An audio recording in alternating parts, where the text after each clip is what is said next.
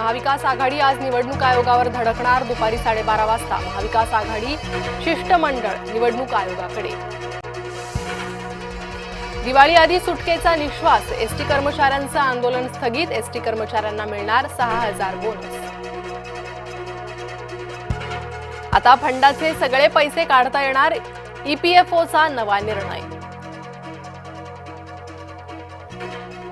10वी-12वी परीक्षेच्या तारखा जाहीर. 12वीची परीक्षा 10 फेब्रुवारी ते 18 मार्च 2026 दरम्यान होणार, तर 10वीची परीक्षा 20 फेब्रुवारी ते 18 मार्च दरम्यान होणार.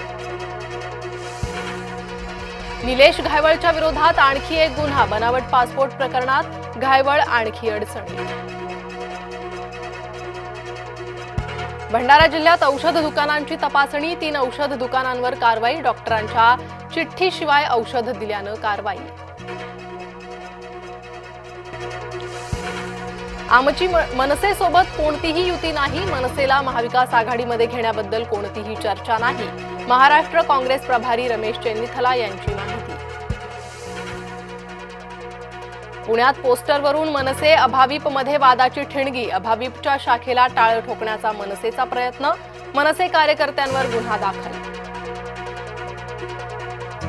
जिल्हा परिषद सदस्यपदांचं आरक्षण जाहीर. नवीन आरक्षणामुळे अनेक ठिकाणी इच्छुकांचा हिरमोड. महिला आरक्षणानं अनेक इच्छुकांच्या स्वप्नांवर पाणी.